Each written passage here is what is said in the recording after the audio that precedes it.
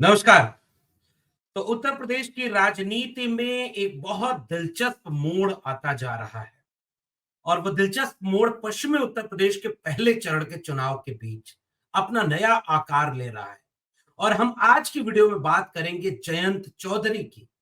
वही जयंत चौधरी जो एक समय तक इंडिया अलायंस के पार्ट हुआ करते थे, लेकिन पलट करके शतरंज की चाल में नई चाल चलते हुए नरेंद्र मोदी की एनडीए में शामिल हो गए। पश्चिमी उत्तर प्रदेश में नरेंद्र मोदी के एनडीए को जिताने की एक बड़ी जिम्मेदारी अपने हाथ में ले ली और आज इतने घिर गए हैं उनके पार्टी के बड़े नेता, उनके मीडिया इंचार्ज, इंडिया गठबंधन में उनकी पार्टी की तरफ से नुमाइंदगी करने वाले बड़े नेता इस्तीफा दे रहे हैं और लोग ट्विटर पर, फेसबुक पर जयंत चौधरी के पुराने बयान जो किसान आंदोलन के वक्त भारतीय जनता पार्टी और खासकर नरेंद्र मोदी पर हमला करते हुए जयंत चौधरी के जितने बयान हैं, चौधरी अजीत सिंह के जितने बयान हैं नरेंद्र मोदी के खिलाफ, भारतीय जनता पार्टी के खिलाफ, उसको सोशल मीडिया पर ट्रेंड करा रहे हैं और एक सवाल पूछ रहे हैं कि इन किसानों के शहीद होने का, किसान आंदोलन का, भारतीय जनता पार्टी के झूठ का और भारतीय जनता पार्टी के लूट का क्या जवाब देंगे जयंत चौधरी जब पश्चिमी उत्तर प्रदेश में अपने क्षेत्र में प्रचार करने जाएंगे। तो विश्लेषण आज के वीडियो में इस बात का करेंगे कि जयंत चौधरी कैसे बुरी तरह घिर गए और क्या जयंत चौधरी वह निभाने की स्थिति में पश्चिमी उत्तर प्रदेश में मजबूत बचे हुए हैं जिसको उम्मीद की तरह एनडीए और मोदी ने देखा और इंडिया अलायंस से तोड़ करके अपने खेमे में जोड़ा। जी हां, वही नरेंद्र मोदी ने जो सदन में खड़े होकर बोलते थे, एक अकेला सब पर भारी, और एक अकेला इतना हल्का है कि उसे जयंत चौधरी जैसी पार्टी का भी गठबंधन में साथ लेना पड़ रहा है। चौधरी चरण सिंह को भारत रत्न देकर के इसका पॉलिटिकल माइलेज लेना पड़ रहा है। भारत रत्न ठीक है, कोई भी सरकार देती रही है, पहले भी देती रही। स्वामीनाथन को भारत रत्न देकर के, चौधरी चरण सिंह को भारत रत्न देकर के वो अकेला जो सब पर भारी होने का दावा करता है, उसका झूठ और कमजोरी पकड़ में आ गई कि वह जयंत चौधरी को अपने खेमे में मिलाने के लिए सारी कोशिश करता है। और जयंत चौधरी एक बयान देते हैं कि शतरंज की चाल में पिछली पार्टी, पिछला गठबंधन यानी समाजवादी पार्टी, और समाजवादी पार्टी के ऊपर जयंत चौधरी आरोप लगाते हुए कहते हैं कि वो शतरंज की चाल में जैसे सामने वाला कमजोर पड़ रहा होता है, कमजोर दिखता है और फिर अचानक आपको हरा देता है। वो हमें बेगम दे रहे थे और हमसे राजा छीन रहे थे। तो उसके जवाब में अखिलेश यादव ने कहा कि शतरंज तो मैं खेलता नहीं, लेकिन शतरंज के हर खिलाड़ी को पता होगा कि दिन भर चले 2.5 कोस, घोड़े की 2.5 चाल में बीजेपी ने उस पार्टी को फंसा लिया जिस पार्टी को हम कितना कुछ आगे दे करके आए थे। और अखिलेश यादव ने सीधे पश्चिमी उत्तर प्रदेश में हमला करते हुए जयंत चौधरी के ऊपर यह सवाल पूछा कि बताओ, हमारा और आपका कितना मजबूत साथ था। आप 0 विधायक पर थे। 22 के गठबंधन में समाजवादी पार्टी, और मैं फिर से कह रहा हूं कि कोई भी पार्टी जब किसी दूसरे पार्टी से गठबंधन करती है तो दोनों का फायदा होता है, दोनों को फायदा मिलता है। कभी कभी बसपा की तरह यह कह दिया जाता है कि 0 से 10 सांसद होने के बाद भी वोट ट्रांसफर नहीं हुआ और सपा से गठबंधन का बसपा को कोई फायदा नहीं हुआ, और लोग इसे मान भी लेते हैं। और बसपा के गठबंधन से सपा 5 की 5 ही रह गई। वैसे ही यह बात भी कही जा सकती है कि 0 विधायकों वाली जयंत चौधरी की पार्टी आरएलडी 9 विधायकों तक पहुंच गई। इतना कुछ किया, और जिस बीजेपी के खिलाफ गठबंधन करके वोट मांगा गया, अखिलेश यादव कह रहे हैं कि पैकेज मिल गया और उसी बीजेपी से आपने हाथ मिला लिया, उसी बीजेपी की शरण में चले गए, उसी के सामने दंडवत हो गए। यह अखिलेश यादव जी की जो ट्विस्ट है। उन्होंने पहले उसी पश्चिमी उत्तर प्रदेश में एक सवाल किया, बताओ हम जिसे रुपया बनाना चाहते थे वो चवन्नी बन करके फिसल गया। राजनीति में कलाकारी ये होती है। किसी भी आप विपक्षी दल के नेता को देखिए, चाहे वो राहुल गांधी को आप देखिए, चाहे वो तेजस्वी यादव को, और अखिलेश यादव जी की तो इसमें महारत हासिल है कि कैसे बात को इतना सलीके से कहना है कि चोट भी एकदम सटीक जगह पर लगे, दर्द भी बेतहाशा उठे, मगर कुछ कहते न बने। हिंदी साहित्य की दुनिया में इसे व्यंग हास्य व्यंग की विधा है। हरिशंकर परसाई उसके बड़े रचनाकार रहे और हरिशंकर परसाई बार बार कई बातें इस तरह से कहते हैं जिससे आप सिहर उठेंगे लेकिन आपको जवाब देते नहीं। तो पश्चिमी उत्तर प्रदेश में जयंत चौधरी को अखिलेश यादव ने 9 विधायक जीतने में मदद की और 9 विधायक होने के बावजूद 37 विधायक चाहिए एक राज्यसभा जाने के लिए। लेकिन 9 विधायक वाली पार्टी के नेता को अखिलेश यादव ने अपने गठबंधन के धर्म को निभाते हुए, मजबूती दिखाते हुए राज्यसभा भेजा, अपनी पार्टी के लोगों की नाराजगी सहते हुए। ये होता है गठबंधन धर्म, जो चौधरी अजीत सिंह शायद अपने जीवन में निभा नहीं पाए। लेकिन आखिरी दिनों में चौधरी अजीत सिंह को यह समझ में आ गया था कि बीजेपी जो नरेंद्र मोदी वाली बीजेपी है वो उन्हें कुछ नहीं देने वाली है। इसलिए एक जमाने में यूपीए बीजेपी यूपीए एनडीए करने वाले चौधरी अजीत सिंह भी अपने आखिरी दिनों में बीजेपी के खिलाफ खड़े थे और उनका ये भाषण बड़ा वायरल हो रहा है जिसमें वो बार बार कह रहे हैं कि नरेंद्र मोदी झूठ बोलने वाला एक प्रधानमंत्री। क्या आप एक झूठे प्रधानमंत्री को फिर से सत्ता में लाना चाहते हैं? क्या आप इस तरह के झूठ बोलने वाले नरेंद्र मोदी को फिर से सरकार में आने देना चाहते हैं? और वैसे झूठे प्रधानमंत्री की बात कहने वाले नरेंद्र मोदी के साथ खुद जयंत चौधरी जाकर के गलबहियां कर रहे हैं और ऐसा लग रहा है कि वह जयंत चौधरी नरेंद्र मोदी के सामने यह अब कहते घूम रहे हैं, जो कि नरेंद्र मोदी उन्हें रैलियों में नहीं ले जा रहे। केवल मेरठ की रैली में हल को पीछे से हल्का सा छूते हुए एक तस्वीर आई। कई बार एक एक व्यक्ति हो जिसको सम्मानित करने के लिए बहुत सारे लोग सम्मान दे रहे हो, तो एक व्यक्ति होता है जो बहुत धीरे से पीछे से ऐसे करके हाथ लगा देता है कि अच्छा हमारा भी सम्मान उसी में हो जाए, हमको भी उसी में जोड़ लीजिए। जयंत चौधरी की इस तरह की तस्वीरें नरेंद्र मोदी के साथ मेरठ की रैली में है। और मेरठ की रैली के बाद किसानों को समझाने और जाटों को समझाने के लिए नरेंद्र मोदी जी ने जयंत चौधरी को काम पर लगा दिया। खुद अपने साथ कभी भी किसी भी रैली में नहीं ले जा रहे। उनकी रैलियों में बैठने के लिए जयंत चौधरी को जगह नहीं मिल रही, उनको नरेंद्र मोदी की रैलियों में बुलाया नहीं जा रहा और इस बात से खासा नाराज जयंत चौधरी के समर्थक अंदर अंदर बताए जा रहे।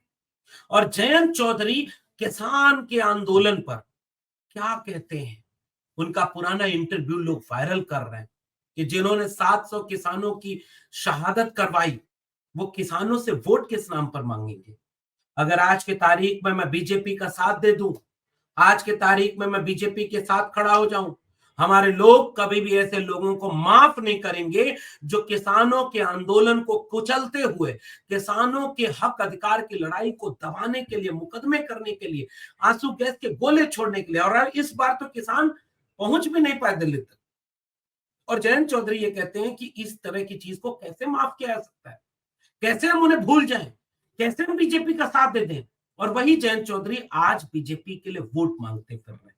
इसलिए पश्चिमी उत्तर प्रदेश में समीकरण देखिए बदल रहा है पहले और दूसरे चरण में। हालांकि बीजेपी ऐसी शातिर पार्टी है कि उसने जयंत चौधरी को साथ लिया, चौधरी चरण सिंह को भारत रत्न देकर के इसका पॉलिटिकल माइलेज लेने के लिए भी बहुत कुछ किया। और अखिलेश यादव जी ने तंज करते हुए कहा कि एक पैकेज में बिक गए, किसान आंदोलन भूल गए, शहीद हुए किसानों का दर्द भूल गए, आंदोलन कर रहे किसानों के ऊपर पड़ने वाली लाठियों का दर्द भूल गए। और पश्चिमी उत्तर प्रदेश में कई जगह से वो तस्वीरें आ रही हैं जहां बीजेपी के नेताओं को किसान अपने गांव में घुसने नहीं दे रहे, विरोध कर रहे। और बिल्कुल फीका सा चुनाव चल रहा है, एकदम फीका, कोई उत्साह नहीं जनता में। खुद नरेंद्र मोदी में भी उतना उत्साह नहीं बचा है। हाँ, एक जगह बस उत्साह है, बिकी हुई मीडिया टेलीविजन चैनल, वही 400 पार की सरकार रोज बनाए जा रहे। आपको वह उत्साह न प्रधानमंत्री के भाषण में दिखेगा, न मुख्यमंत्री के भाषण में दिखेगा, न गृह मंत्री के भाषण में दिखेगा। और जनता में तो कोई उत्साह नहीं, क्योंकि जनता 10 साल में नरेंद्र मोदी की सरकार से पूरी तरह त्रस्त हो चुकी है। इसलिए पहला और दूसरा चरण जो पश्चिमी उत्तर प्रदेश में है, वहां बीजेपी के लिए मुश्किल आती दिख रही। अंदर अंदर बीजेपी के तमाम नेता इस्तीफा दे रहे हैं, पार्टी छोड़ रहे हैं। आरएलडी के प्रशांत कन्नौजिया, आरएलडी के बड़े नेता, युवा नेता, एससी एसटी के प्रकोष्ठ के राष्ट्रीय अध्यक्ष, और जब इंडिया अलायंस बना था तो मीडिया कमेटी में विपक्षी दलों के गठबंधन की तरफ से आरएलडी का प्रतिनिधित्व करते हुए वो इंडिया गठबंधन में शामिल थे। आप इस बात से उनके कद को देखिए, एक सोशल एक्टिविस्ट, एक अम्बेडकराइट नौजवान, एक किसान, कमेरा मुल्क की आवाज, और आरएलडी के साथ जाकर के उन्होंने बहुत मजबूती से कई तरह के काम किए। लेकिन जब बीजेपी के सामने दंडवत हो गए जयंत चौधरी, तो प्रशांत कन्नौजिया जैसे बड़े नेता जयंत चौधरी का साथ छोड़ रहे हैं, और ऐसे कई नेता हैं जो पश्चिमी उत्तर प्रदेश में जयंत चौधरी का साथ छोड़ते चले जा रहे हैं। दूसरी तरफ पहले और दूसरे चरण के 60 वोटों के दबाव में भारतीय जनता पार्टी जैसी एक शातिर पार्टी, वो जानती है कि ब्रजभूषण शरण सिंह को अगर आज ही टिकट घोषित कर देंगे तो जाट आंदोलन, किसान आंदोलन के साथ महिला पहलवानों का आंदोलन जो था, जिसे जाट समुदाय ने अपने स्वाभिमान पर ले लिया था, वह नाराजगी उनके भीतर बैठ सकती है कि फिर से इतने संगीन आरोप जिसके ऊपर लगे, बीजेपी ने उसे टिकट दे दिया। लेकिन बीजेपी ने आज तक कैसरगंज का टिकट ही घोषित नहीं किया, ताकि पहले और दूसरे चरण के वोट जब पड़ जाएं तब हम ब्रजभूषण शरण सिंह को टिकट घोषित कर देंगे कैसरगंज से, क्योंकि तीसरे या चौथे चरण में उनका वोट पड़ना है। बीजेपी ये काम करती है, बीजेपी जाटों को नाराज नहीं करने देना चाहती, लेकिन ब्रजभूषण शरण सिंह का टिकट काट नहीं सकती। इसलिए बीजेपी देखिए कैसे अब की बार 400 पार, ये हालत है आपकी। ऐसे आप राजनीति कर रहे हैं, इतना डर करके, इतना कमजोर पड़ करके, और इस कमजोरी और डर के चलते जयंत चौधरी वोट दिलाने में पहले और दूसरे चरण में कमजोर साबित होते जा रहे हैं, और पश्चिमी उत्तर प्रदेश का खेल बदलता चला गया। बहुजन समाज पार्टी को यह माना जा रहा था कि बहुजन समाज पार्टी कहीं पहले की तरह फिर से वही कैंडिडेट उतारने की अपनी शैली न अख्तियार कर ले, जिससे वो बीजेपी का वोट मजबूत कर दे, यानी जो सेकुलर वोट है, डेमोक्रेटिक वोट है या नॉन बीजेपी वोट है, उसमें बंटवारा हो जाए और बीजेपी को उसका फायदा मिल जाए। लेकिन बहुजन समाज पार्टी ने कुछ जगहों को छोड़ करके इस बार पश्चिमी उत्तर प्रदेश में भी इतना गजब का टिकट वितरण कर दिया है कि पहले और दूसरे चरण की कई सीटें बीजेपी हारने की स्थिति तक पहुंच गई है। देखिए अंतिम परिणाम क्या होगा ये तो 4 जून को पता चलेगा, लेकिन फिलहाल तक की परिस्थितियां ये बताती हैं कि जयंत चौधरी को अपने खेमे में लाकर, चौधरी चरण सिंह को भारत रत्न देकर, किसानों की एमएसपी का कोई जिक्र न करके, क्या लिखा है अपने घोषणा पत्र में बीजेपी ने, किसानों की एमएसपी में बढ़ोतरी हो रही है, लेकिन किसान तो मांग रहे थे कानूनी गारंटी, किसान एमएसपी मांग रहे गारंटी, आपने किसानों को गारंटी पूरी की क्या? और बिना अपने घोषणा पत्र में डाले किसानों के आय दोगुनी होने का दावा किया था आपने, किसानों की आय दोगुनी हो जाएगी 2022 तक, और 2024 में जब आप अपना गारंटी पत्र ले आ रहे हैं तो उसमें आय की बात ही नहीं कर रहे, आंकड़े बता रहे हैं कि किसानों का कर्ज दोगुना हो गया। जो 47,000 प्रति किसान कर्ज था 2024 के पहले, वो 2024 तक आते आते 74,000 रुपए प्रति किसान कर्ज हो गया, दोगुना कर्ज हो गया, आय दोगुनी नहीं हुई। किसान पहले और दूसरे चरण में जयंत चौधरी की पार्टी से भी ये सवाल पूछेंगे, और बहुजन समाज पार्टी ने ऐसे कैंडिडेट उतार दिए जिससे जयंत चौधरी की पॉलिटिक्स पर एक मुश्किल आन पड़ी है, क्योंकि वो वोट जो एंटी बीजेपी वोट है अब उसमें डिवाइड होता दिख रहा है। अब तक जो सोचा जा रहा था वो बीजेपी वोट में डिवाइड हो रहा है और एंटी बीजेपी वोट कंसोलिडेट हो रहा है। मिसाल के तौर पर मुजफ्फरनगर की सीट को ले लीजिए, मुजफ्फरनगर की सीट पर आरएलडी के उम्मीदवार नहीं है, बीजेपी के संजीव बालियान है, वही आरएलडी कहती थी कि मुजफ्फरनगर सीट कैसे छोड़ दें जो चौधरी अजीत सिंह की है, और समाजवादी पार्टी से लड़ गए कि नहीं भाई मुजफ्फरनगर सीट पे हमको बदला लेना है चौधरी अजीत सिंह को, जब पिछली बार धोखे से संजीव बालियान ने हराया था। हमें उस अपमान का बदला लेना है, इसलिए मुजफ्फरनगर सीट हर हाल में हमें चाहिए।